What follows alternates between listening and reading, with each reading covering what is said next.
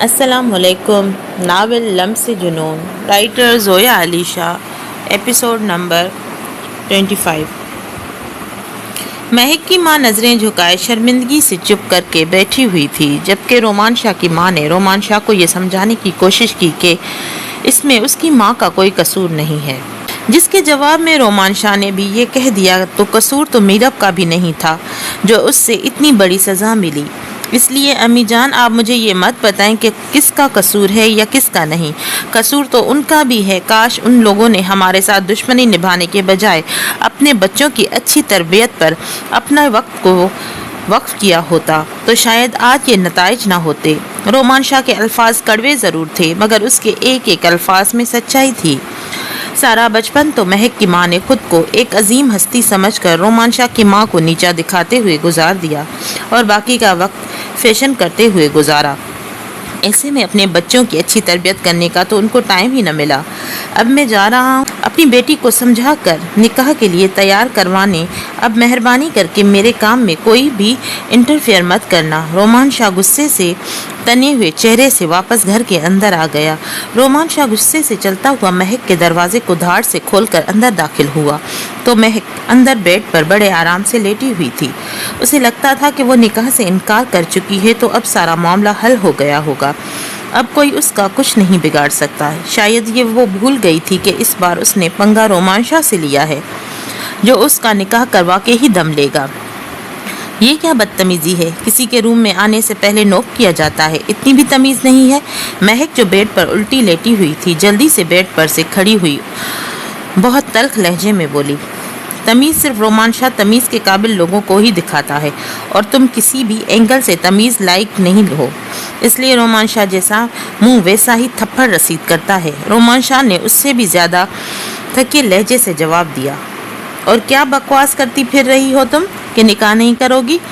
آئی بروز اٹھا کر مہک سے دوری پر کھڑے رہتے ہوئے رومان شاہ نے دونوں ہاتھ اپنے کمر پر باندھے ہوئے کھڑا تھا۔ وہ بہت ایٹیٹیوڈ اور روبدار لگ رہا تھا اور اس سے بہت روبدار انداز میں پوچھ رہا تھا۔ یلو کلر کی ٹی شرٹ اور ٹراؤزر میں اس کا کثرتی جسم جو نمایاں ہو رہا تھا، وہ رفسی حالت میں بھی ایک اکڑو اور مغرور شہزادہ ہی لگ رہا تھا۔ اتنے غصے میں بھی کھڑا وہ بے حد جاذب نظر لگ رہا تھا۔ مہک کیسے نہ اس کو دیکھ کر مرتی، اور اسے رف حالت میں بھی تو وہ قیامت ڈھا رہا تھا۔ حسن کی چلتی پھرتی مثال، ایک پرفیکٹ پرسنالٹی، 6 فٹ سے نکلتا ہوا قد، چوڑا سینہ، گورا رنگ، ہلکی ہلکی بیئرڈ، ہاف سلیو، مضبوط مردانہ بازو جو گھنے بالوں سے بھرے ہوئے تھے، جو اس کی مردانہ شخصیت کو اور بھی نکھار رہے تھے، گھنی مونچھوں تلے آجشی لب جس کو دیکھ کر لڑکیاں اش اش کر اٹھتی تھیں۔ رومیو میں تمہارے سوا کسی اور سے نکاح نہیں کر سکتی، رومیو میں تم سے بہت پیار کرتی ہوں کیونکہ تم میرے ساتھ ایک ظلم کر رہے ہو۔ وہ قدم اٹھاتے ہوئے رومان شاہ کے قریب آئی اور بول رہی تھی، تم مجھے اپنی زندگی میں شامل کر کے تو دیکھو، میں تمہیں اتنا پیار دوں گی کہ تم اس میرب کو بھول جاؤ گے۔ رومیو، اس پیار کو یاد کرو جو تم مجھ سے کرتے تھے، ایک بار مجھے معاف تو کر کے دیکھو۔ ہو گئی مجھ سے غلطی، تمہیں کھونے کے بعد مجھے احساس ہو گیا تھا کہ میں نے اپنی زندگی کی کتنی قیمتی چیز کھو دی ہے، مگر اس وقت تم جا چکے تھے اور میری شادی ہو گئی تھی، مگر رومیو میں کبھی بھی تمہیں بھلا نہ سکی تھی۔ میں اپنی غلطی کا ازالہ کرنے کے لیے تیار ہوں، پلیز رومیو مجھے اپنا لو۔ میں اس میرب کو تمہارے ساتھ نہیں دیکھ سکتی، اور وہ کیا تمہیں خاک محبت دے گی، بچی لگتی ہے وہ تمہارے سامنے، تمہارا اور اس کا کیا جوڑ نہیں ہے، تم صرف میرے ساتھ ہی اچھے لگتے ہو، ہم دونوں ایک پرفیکٹ جوڑی ہیں۔ مہک سامنے لگی ہوئی مرر کی طرف اشارہ کرتے ہوئے بولی، جہاں رومان شاہ کے ساتھ کھڑی ہوئی مہک کا عکس نظر آ رہا تھا۔ وہ رومان شاہ کو خاموش دیکھ کر یہ سمجھ بیٹھی کہ رومان شاہ اس کی محبت کے بہکاوے میں آ گیا ہے۔ وہ بڑے دلکش انداز سے رومان شاہ کے قریب ہوتی جا رہی تھی۔ دور دور ہو کر بات کرو، پہلی بات تو یہ کہ آج کے بعد مجھے رومیو کہہ کر مت بلانا۔ رومیو کہنے کا حق صرف میرے بابا کو تھا، اور رومیو تو اسی دن مر گیا تھا جس دن تم لوگوں نے رومیو کو بے عزت کر کے اس کے گھر سے، اس کے باپ کی جائیداد سے بے دخل کر کے نکال دیا تھا۔ رومیو اسی دن مر گیا تھا جس دن اس کے باپ کو تکلیف میں دیکھ کر تم لوگوں نے ہمدردی قدم ہمارے ساتھ نہیں بڑھائے تھے۔ رومیو اس دن مر گیا تھا جس دن تم نے یہ کہا تھا کہ مجھ میں اور گھر کے نوکروں میں کوئی فرق نہیں ہے، اور آج جو تمہارے سامنے کھڑا ہے وہ رومان شاہ ہے، میرب کا شاہ، جس کا دل بھی میرب کا ہے، روح بھی میرب کی ہے، جسم بھی میرب کا ہے اور محبت بھی میرب کی ہے۔ آج کا رومان شاہ پورے کا پورا صرف میرب کا ہے۔ میرب کی محبت رومان شاہ کی نسوں میں خون کی مانند دوڑتی ہے۔ میرب کی محبت رومان شاہ کے لیے ایک نشہ ہے جسے نہ ملنے پر رومان شاہ خود کو پل پل مرتا ہوا محسوس کرتا ہے، اور کوئی بھی عقل مند انسان اپنی زندگی کو جان بوجھ کر داؤ پہ نہیں لگا سکتا۔ اور تم اپنا مقابلہ میرب سے کر رہی ہو؟ تم میری میرب کے جوتی کے برابر بھی نہیں ہو۔ کہاں میری میرب جو سر سے لے کر پاؤں تک صرف مجھ سے پیار کرتی ہے، جس کو میری جائیداد دولت سے کوئی لینا دینا نہیں، جسے شروع سے لے کر اب تک صرف اور صرف شاہ سے محبت چاہیے تھی اور اس کو شاہ سے محبت ہے، جس کا نازک سا دل صرف اپنے شاہ کے لیے دھڑکتا ہے، جس کی خوبصورت آنکھوں میں دولت کی ہوس نہیں بلکہ اس کے شاہ کی محبت نظر آتی ہے۔ اور کیا کہا؟ وہ میرے سامنے کھڑی ہوئی بچی لگتی ہے تو کیا بات نہیں، میں اس کے سامنے کھڑا ہوا بڑا لگتا ہوں تو پیار بھی میں اس سے زیادہ کر لیا کروں گا۔ کیوں؟ یہ پرابلم تو سالو ہو گئی۔ اب شرم کرو، گھر میں تمہارے نکاح کی بات چل رہی ہے اور تم اب بھی مجھ پر ڈورے ڈالنے کی کوشش کر رہی ہو۔ کچھ تو لڑکی ہونے کا مان رکھ لو۔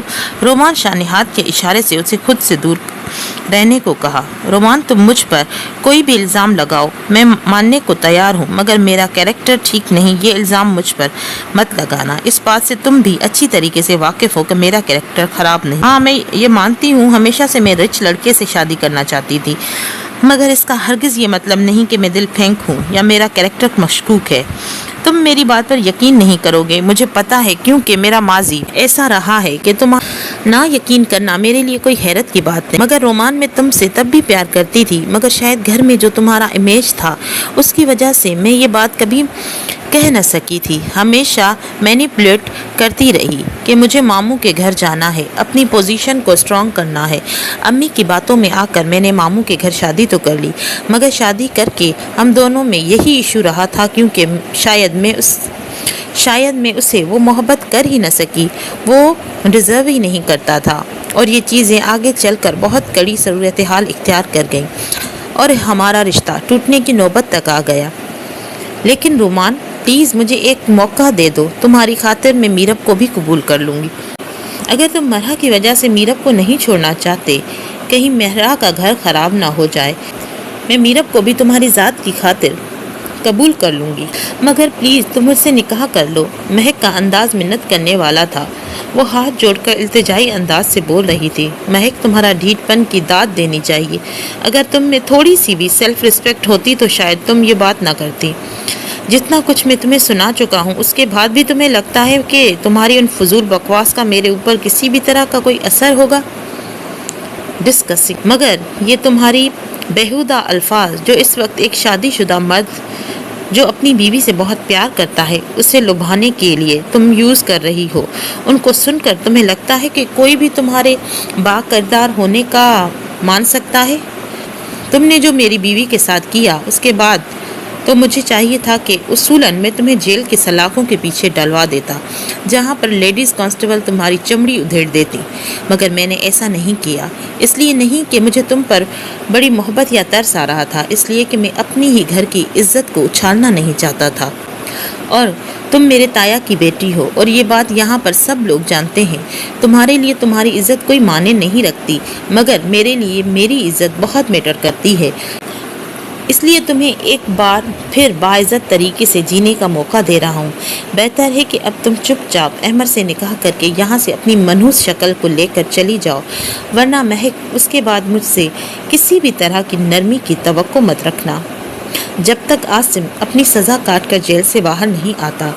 میں چاہتے ہوئے بھی تمہاری ماں اور تمہارے دیگر گھر والوں کو یہاں سے نہیں بھیج سکتا، اور میں تمہیں عاصم کے آنے تک یہاں پر برداشت نہیں کر سکتا۔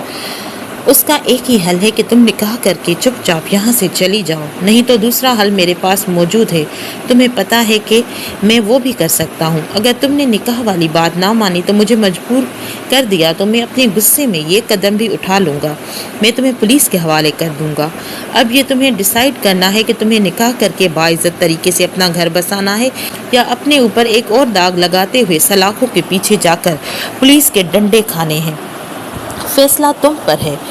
उस फैसले में चंद एक घंटे बाकी हैं। जब अहमर की फैमिली वाले आएंगे तो मैं किसी भी तरह का तमाशा नहीं चाहता। चुपचाप निकाह के 3 बोल पढ़कर अपने शोहर के साथ घर से रवाना हो जाना। और तुम्हारे इत्तला के लिए अर्ज़ है कि वो तुम जैसे बददिमाग लड़की से प्यार करता है। उसने तुम्हारे लिए खुद प्रपोजल भेजा था, तो कम से कम उसकी मोहब्बत की कदर करके अपना घर बसा, और अगर नहीं बसाना तो एज़ यू विश, भाड़ में जाओ। जो भी करो बस मेरे घर से चली जाओ। मुझे उससे आगे तुमसे कोई लेना देना नहीं है। रोमान शाह ने एक एक लफ्ज़ चबाते हुए कहा था। उसके हर एक लफ्ज़ में गुस्से की कड़वाहट और साफाफियत झलक रही थी। रोमान शाह के लहजे की तपिश से महक के अंदर तक अपना वजूद जलता हुआ महसूस हो रहा था। रोमान शाह धार से दरवाज़ा खोलकर रूम से जा चुका था, जबकि महक अपना आखिरी दाव खेल कर भी हार गई थी। अब वह बेड पे लेटी ऊंधे मुंह सिसकियां लेकर ऊंची आवाज़ में रो रही थी। शायद वो अपनी मोहब्बत को हमेशा के लिए खो देने का मातम मना रही थी। शाह आप कहाँ हैं? मीरब की आंख खुली तो रोमान शाह को रूम में ना पाकर मीरब ने रोमान शाह को फ़ोन मिलाया। रोमान शाह ने पहली ही बेल पर मीरब का फ़ोन उठा लिया। शाह की जान, मैं रूम में हूँ, आ रहा हूँ, बल्कि आ चुका हूँ। अपने कान को फ़ोन लगाते हुए रोमान शाह दरवाज़ा खोलकर अंदर आ चुका था, क्योंकि वो महक से बात करने के बाद सीधा अपनी रूम की जानिब आ रहा था। उसे पता था कि अब किसी भी वक्त मीरब की आंख खुल सकती है। उससे पहले कि वो रूम में दाखिल होता, चंद कदम की दूरी पर ही मीरब का फ़ोन आ गया। शाह आप सुबह सुबह उठकर कहाँ गए थे? मीरब के नज़रें में एक अजीब सा शक था, जिसको शाह ने बखूबी महसूस किया। मेरी जान, अम्मी जान से मिलने गया था। यूँ शक की नज़रों से मुझे मत देखो, क्योंकि तुम्हारी मोहब्बत के चक्रों में पड़कर शाह अब किसी काम का नहीं रहा। इसलिए किसी भी किस्म की गलतफहमी को अपने दिमाग में मत आने दो मेरी जान। मुझे अपने शाह पर शक नहीं है, शक तो मुझे इस दुनिया वालों पर है जिनकी बुरी नज़रें मेरे शाह पर टिकी हुई हैं।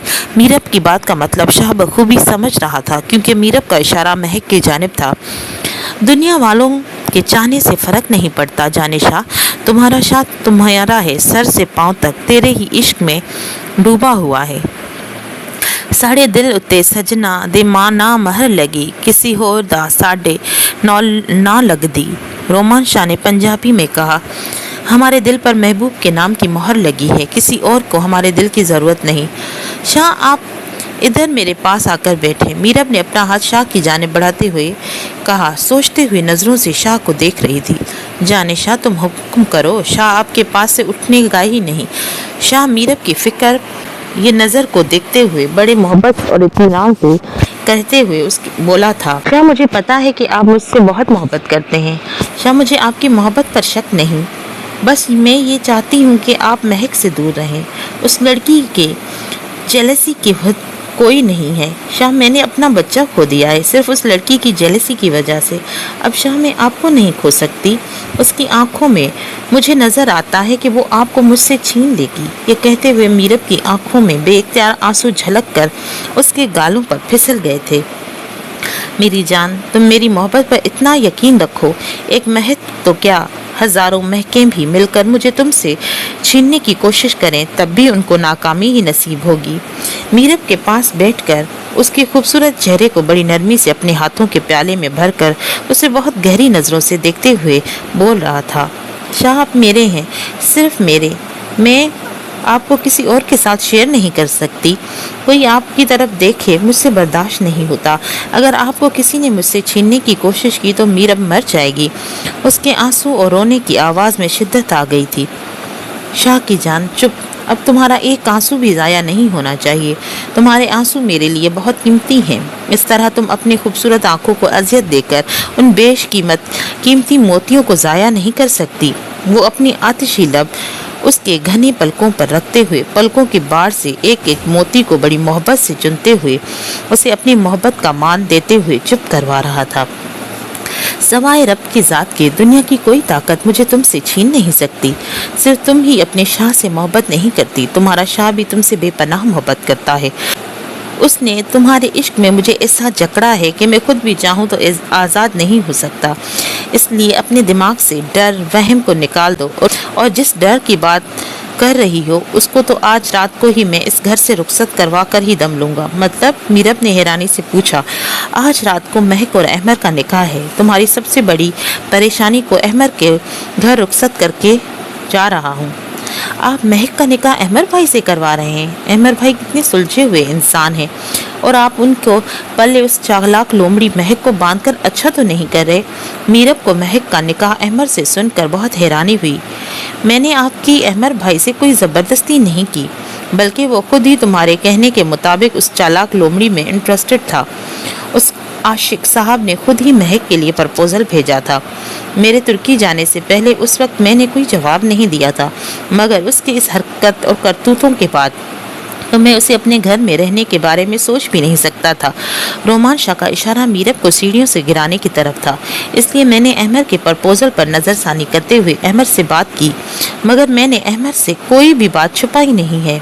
हर एक बात उसे हरफ बहरफ बता दी है, मगर फिर भी उसने अपनी रजामंदी से महक से निकाह करना चाहा है, तो फिर मैं क्या कर सकता। अब तुम्हारे अहमर भाई जाने और ये चालाक लोमड़ी, बहरहाल मैं तो उसको अपने घर से उससे ज़्यादा बर्दाश्त नहीं कर सकता। चलो ठीक है, अहमर भाई उस चालाक लोमड़ी से शादी करने के लिए तैयार हैं तो फिर मुझे कोई एतराज़ नहीं। मेरे लिए तो खुशी की बात कि मेरे शाह की जान छोड़ कर चली जाएगी। मीरब ने चहकते हुई आवाज़ में कहा।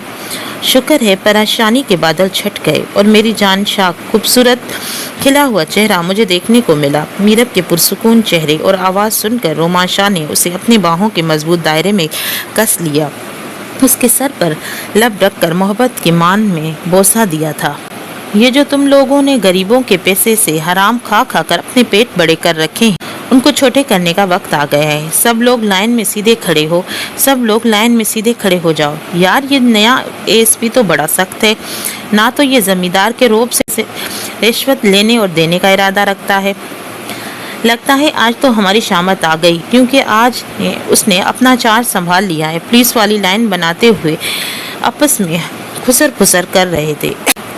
ये तुम लोग देहाती औरतों की तरह आपस में खुसर खुसर बाद में कर लेना, पहले एक लाइन में सीधे खड़े हो। Right now. एएसपी शामिर के गर्जदार आवाज़ से आधे सेकंड से भी पहले गांव की पुलिस थाने की नफरी लाइन में खड़ी हो चुकी थी और अपने हाथ में पुलिस वाले स्टिक लिए गाज़बनाक नज़रों से उस सबको देख रहा था। उधर उधर जाते हुए पुलिस वालों की बड़े हुए पेट को बड़े गौर से देख रहा था। सब के सब अपने पेट अंदर करो और छाती बाहर। मैंने कहा पेट अंदर छाती बाहर। सर जी, उससे ज़्यादा पेट अंदर नहीं जा रहा। एक बहुत बड़े पेट वाले सिपाही ने अपनी दर्द बयान करना चाहा। जब गरीब किसानों का खून चूस कर हराम के पैसों से अपना पेट भरोगे तो पेट अंदर कैसे जाएगा। एएसपी शामिर मलिक ने धाड़ कर कहा तो पूरी नफरी कांप गई थी। और ये क्या है? ये जूते यूनिफॉर्म के साथ होते हैं? एक सिपाही ने घर वाले नॉर्मल शूज यूनिफॉर्म के साथ पहन रखे थे। एएसपी शामिर ने नागवारी नजरों से उसे देखा। मैगजीन निकालो, लगाओ, लोड करो और उन लोड को 10 सेकंड के अंदर राइट नाउ। नफरी जो जिम्मेदार के दबदबे से हर वक्त डरी हुई रहती थी, जिन्होंने पता नहीं कितने सालों से कोलिन चलाकर भी नहीं देखी थी, उनसे तो मैगजीन निकालकर 10 सेकंड के अंदर गन लोड होती हुई दिखाई नहीं दे रही थी। शामिर ने कहर बरसाती नज़रों से सबकी जानिब देखा। ऐसे निकालते हैं मैगजीन? तुम लोग अपने गन की बेसिक चीज़ों के बारे में नहीं पता और तुम लोग खुद को पुलिस वाला कहते हो। और तुम जैसे निकम्मों को हुकूमत इस बात के पैसे देती है कि तुम लोग आवाम की खिदमत करो, और तुम लोग हुकूमत का पैसा खाकर उन गरीब लोगों को खून चूसते हो और हिफाजत के नाम पर सारा दिन लंबी तान कर सोते हो या जाज कर जमींदार के कुत्ते बनकर उसके तलवे चाटते हो। तुम लोगों ने आखिरी दफ़ा गोली कब चलाई थी? मैंने पूछा, तुम लोगों ने आखिरी दफ़ा गोली कब चलाई थी? सबके सब खामोश। शामिर का दिल कर रहा था कि एक एक को शूट कर दे, मगर वो हर काम कानून के दायरे में रहकर करने का आदी था।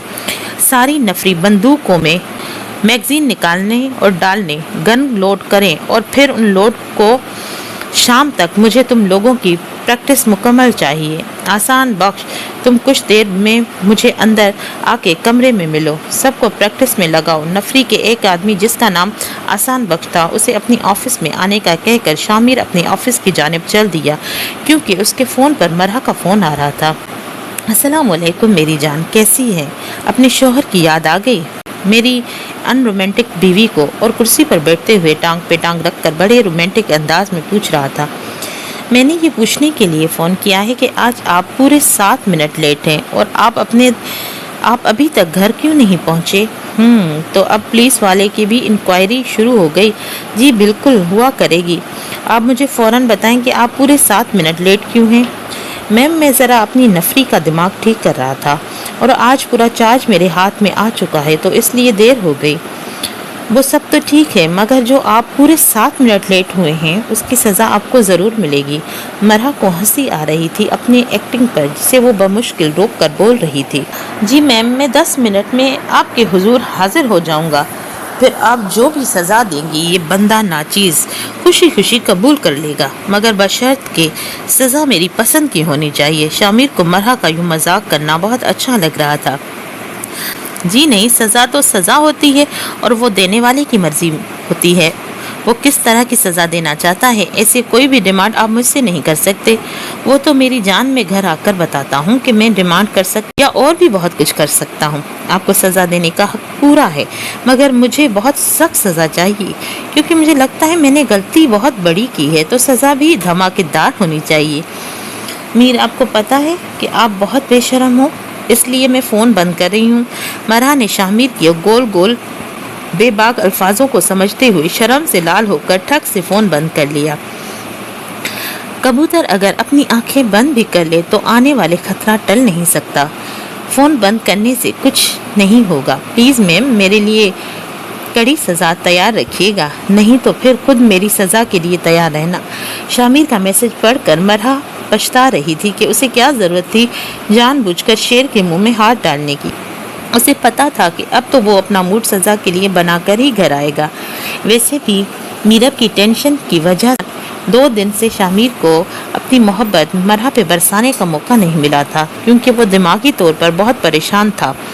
अब जबकि मीरब की हालत काफ़ी बेहतर थी, ऊपर से मरहा की बातों ने शामिर को सोए हुए सारे जज्बात को जगा कर रख दिया था। अब तो मरहा की शामत पक्की थी। खाना बनाने की ज़रूरत नहीं है, मैंने ऑर्डर करके शहर से मंगवा लिया है, आते हुए लेकर आऊँगा। फ्रेश होकर मेरे फेवरेट कलर का ड्रेस पहनकर तैयार हो जाओ।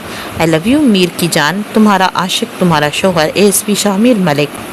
अगर मुझे कुछ देर के लिए इजाज़त हो तो मैं जाकर अहमद और तुम्हारे दिए गए नाम के मुताबिक उस चालाक लोमड़ी का निकाह करवाऊं, क्योंकि सब मेहमान नीचे इकट्ठे हो चुके हैं। रोमान शाह ने तैयार होकर नीचे जाने की मीरब से इजाज़त मांगी थी। इजाज़त है, जा सकते हैं, मगर पहले मेरे पास आए। मीरब की टांग में चोट लगने की वजह से मीरब बेड से खुद को ज़्यादा उठा नहीं सकती थी, इसलिए हर छोटे बड़े काम के लिए वो शाह को अपने पास बुलाती थी। रोमान शाह ने ब्लैक कलर का शलवार कुर्ता पहना हुआ था, जिसमें उसका गोरा रंग कहर ढा रहा था। हालांकि रोमान शाह ने कुछ खास तैयारी नहीं की थी, मगर घर में निकाह के लिए आए हुए मेहमानों की वजह से सिर्फ फ्रेश होकर ब्लैक कलर का कुर्ता शलवार पहन रखा था। इस सादगी में भी उसकी खूबसूरती कयामत ढा रही थी। जी क्या हुक्म है बंदाए नाचीज़ के लिए? रोमान शाह ने कफ के सेंट बंद करते हुए मुस्कुरा कर कहा।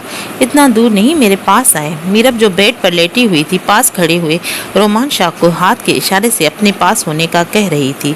जाने शाह, थोड़ा सा सब्र कर लो, मैं बस निकाह करवा कर काम निपटा कर आ रहा हूँ, उसके बाद जितना कहोगी नज़दीक आ जाऊँगा। रोमान खुद को बड़ा मासूम प्रेजेंट करवाते हुए अपने दोनों हाथ अपने सीने पर बांधकर अपनी इज्जत बचाने वाली एक्टिंग करते हुए बोला तो मीरब शर्म से लाल पड़ गई। उससे अंदाज़ा नहीं था शाह उसकी बात का ये मतलब निकालेगा। शाह, मेरा ऐसा कोई मतलब नहीं है और ना ही मेरा ऐसा कोई इरादा है। आप फजूल के वहम अपने दिमाग में मत पालें।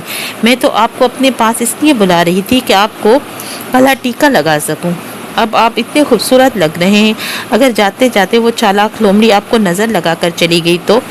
मीरब ने अपनी सफाई में बोलते हुए कहा, मगर उसके चिक्स शर्म से इतने ब्लश कर रहे थे कि शाह को अपने जोक पर हंसी आने लगी थी। ओके, मुझे लगा कि शायद मेरी बीवी को रोमांस का मूड हो रहा है, मैं तो डर ही गया था।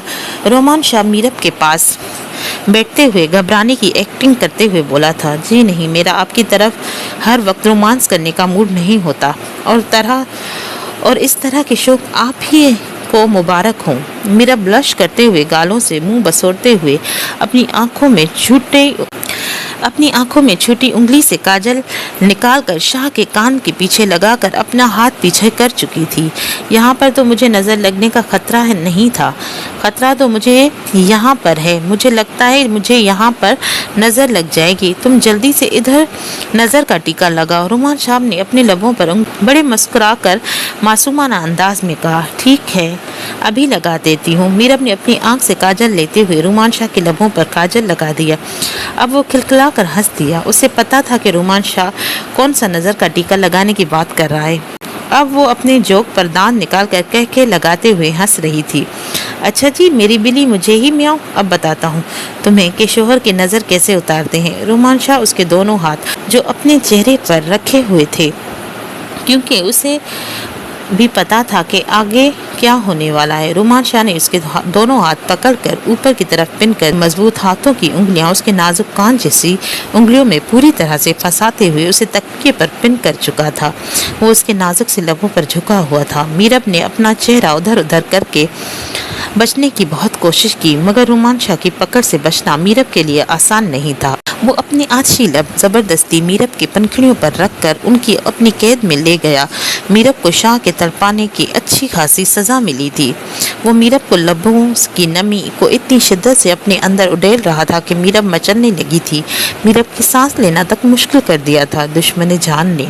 ابھی تو وہ میرب کے جان کو اور بھی مشکل میں ڈال کر اس سے نیچے جا کر نکاح کروانے کی جلدی نہ ہوتی تو وہ جب پیچھے ہٹا تو رومان شاہ خود بھی سانس اکھڑی ہوئی تھی، جس کو بحال کرنے کے ساتھ کھلکھلا کر مسکرا رہا تھا، کیونکہ اس کی جوسی پنکھڑیوں کا ذائقہ ابھی تک اس کے لبوں پر تھا۔ میرب نے ہاتھ چھوڑتے ہی شاہ کے سینے پر 2-3 مکے زور سے برسائے تھے۔ ایسے بھی کوئی کس کرتا ہے، مجھے سانس تک نہیں آ رہی تھی۔ وہ غصے سے بولی، مجھے تو ایسے ہی کس کرنے میں مزہ آتا ہے، اور ویسے بھی اس میں میرا کیا قصور ہے؟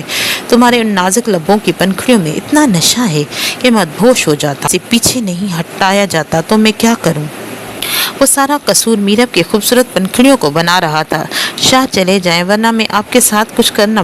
میرب کے لب پر کٹ لگنے سے میرب کی جلن سی محسوس ہوئی تو اس نے اپنی انگلی سے اپنے ہونٹ کے ٹچ کرنے ہوئے انگلی کو دیکھا۔ اس پر ایک ننھی سی بوند خون کی دیکھ کر میرب بھڑک اٹھی تھی۔ میں تو چاہتا ہوں کہ تم کچھ کر کے دکھاؤ، میں ذرا نکاح والے معاملے سے فارغ ہو کر آتا ہوں تو تم خود کو تیار رکھنا۔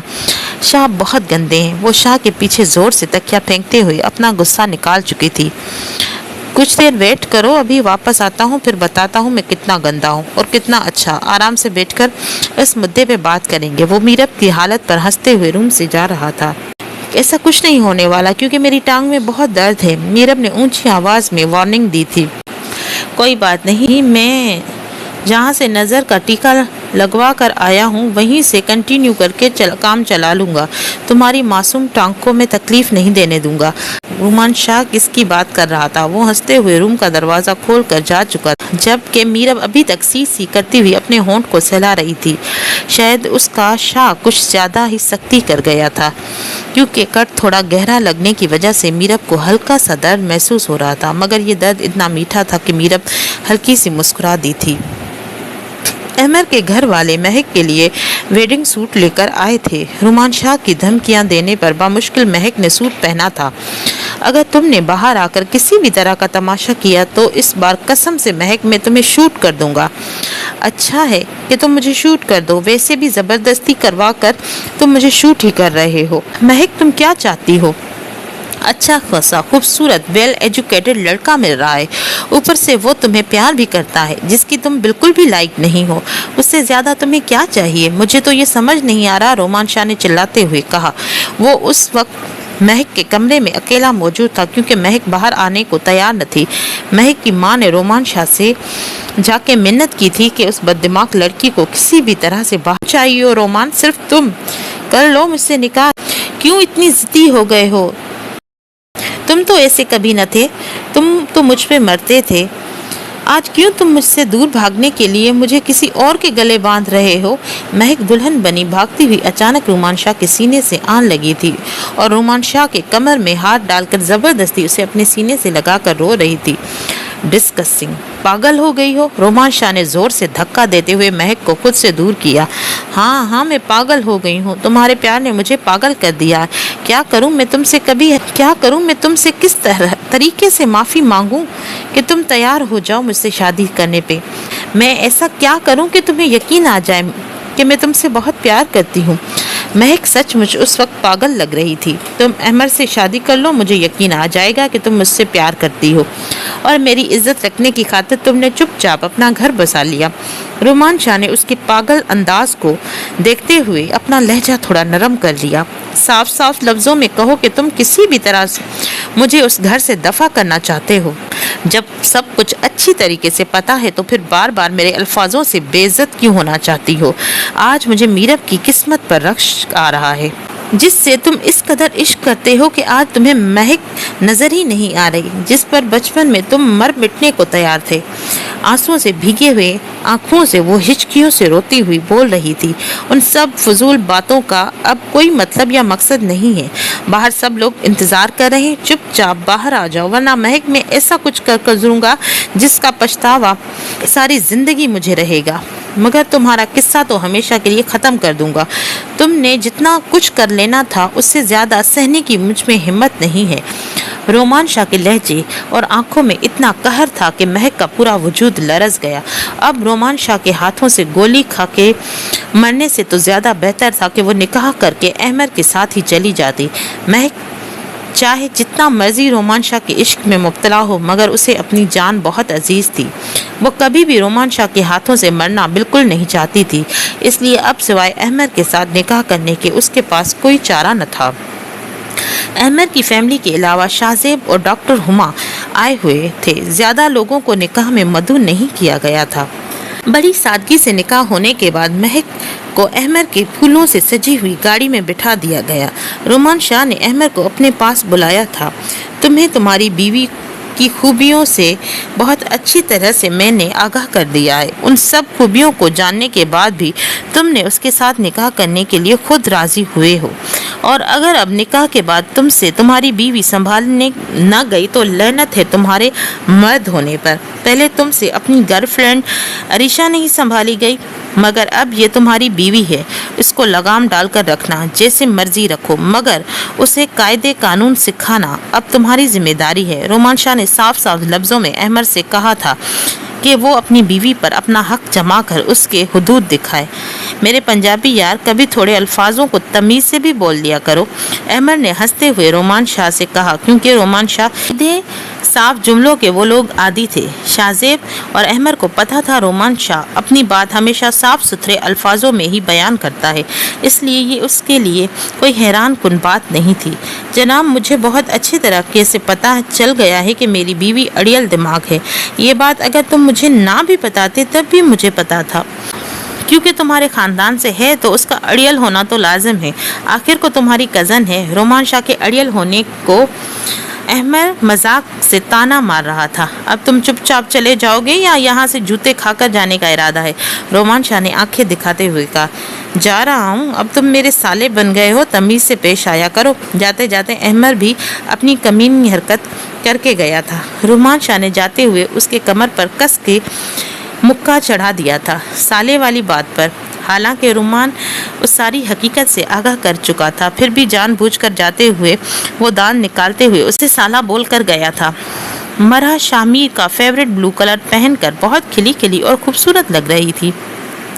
शामीर ने पहली बार उसे अपने मनपसंद कलर को पहनकर तैयार होने के लिए कहा था। मरहा को उस बात की बहुत खुशी थी कि वो अब मीर के लिए तैयार हो रही थी। ब्लू कलर की कैप्री के साथ सेम कलर नॉर्मल सा कुर्ता और डिज़ाइनर दुपट्टा लेकर वो बिल्कुल नाजुक सी गुड़िया लग रही थी। बालों को स्ट्रेट करके उसने खुला छोड़ रखा था। मेकअप के नाम पर मस्कारा और लाइट लिपस्टिक लगाई हुई थी। मरहा खुद भी ज़्यादा मेकअप की शौकीन नहीं थी और शामीर भी ज़्यादा मेकअप पसंद नहीं करता था, इसलिए उसने अपने मीर की पसंद से मेकअप लाइट किया। कानों में गोल्ड के छोटे छोटे इयररिंग्स पहने हुए थे। अपने फाइनल लुक आईने में देखते हुए मरहा खुद ही शर्मा गई, क्योंकि काफ़ी दिनों बाद वो तैयार होकर काफ़ी खुश थी। इतने में बाहर का डोर बजा। वो भागती हुई बिना पूछे दरवाज़ा खोल चुकी थी। उसे लगा شاید شاہمیر آیا ہے کیونکہ اس کے آنے کا وقت ہو چکا تھا۔ شاہمیر تقریباً 10 منٹ تک آنے کا کہا تھا اور تقریباً 10 منٹ سے زیادہ ٹائم ہو گیا تھا۔ اسے کنفرم تھا شاہمیر ہی آیا ہوگا، اس لیے اس نے بنا آواز دیے دروازہ کھول دیا۔ ماشاءاللہ ماشاءاللہ، ایس پی نے تو گھر میں پٹاخہ رکھا ہوا ہے، اتنی خوبصورت بیوی کو چھوڑ کر خوامخواہ آدھی رات تک تھانے میں خوار ہوتا رہتا ہے، کتنا بد نصیب شخص ہے۔ کون ہو تم لوگ؟ پیچھے ہٹو۔ 2-3 لمبے چوڑے مستنڈے جو دروازے پر کھڑے ہوئے مونچھوں کو تاؤ دے شیطانی ان کے چہروں سے صاف جھلک رہی تھی۔ ان کے بھیانک چہروں سے ان کے ارادے صاف نظر آ رہے تھے، وہ کسی نیک ارادے سے نہیں آئے تھے۔ مرحا جو اپنی ایکسائٹڈ میں دروازہ کھول کر بیٹھی، اب وہ دروازے کو دھکا دے کر زبردستی بند کرنے کی کوشش کر رہی تھی، جو کہ وہ لمبے چوڑے مستنڈے ناکام بنا چکے تھے۔ اس کے دھکا دینے سے مرحا دروازہ بند کرنے کی کوشش کر رہی تھی، زمین پر جا گری تھی۔ خوبصورت دل نشین گڑیا، کیوں خود کو ہلکان کر رہی ہو؟ تمہارا نازک ہاتھ اس طرح سے دروازے سے بند کرنے کے لیے نہیں ہے، بلکہ مخملی سیج پر بیٹھ کر ہم جیسے شہزادوں کا دل بہلانے کے لیے بنی ہو تم۔ وہ لڑکا قدم اٹھائے ہوئے مونچھوں کو تاؤ دے کر گھر میں اندر داخل ہو رہا تھا۔ پلیز چلے جائیں یہاں سے۔ مرحا زمین پر پیچھے کی جانب سکرول کرتے ہوئے ہانپ رہی تھی، وہ ڈرتے ڈرتے رو رہی تھی۔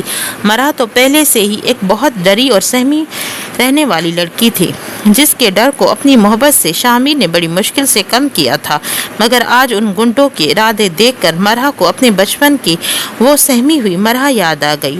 ایک لڑکے نے آگے بڑھ کر مرحا کی کلائی تھام کر اسے جھٹکے سے کھڑا کرتے ہوئے کہا لگا کر ہنسا اور اپنی جانب کھینچ رہا تھا۔ مرحا اپنے توازن برقرار نہ رکھتے ہوئے اس کے ساتھ آ کر ٹکرائی تھی۔ وہ بدتمیزی پہ اتر آیا تھا، وہ مرحا کو اپنی باہوں میں کسنے کی کوشش کر رہا تھا، جبکہ مرحا روتی ہوئی دھکے مار رہی تھی۔ کہاں جا رہی ہو میری جان؟ ایک تو اے ایس پی نے اتنی خوبصورت بیوی کو گھر کے اندر چھپا رکھا ہے، کوئی اتنی خوبصورت چیز کو اس طرح چھپائے رکھتا ہے؟ ان لڑکوں نے شیطانی ہنسنا مرحا کو لرزنے پر مجبور کر رہا تھا۔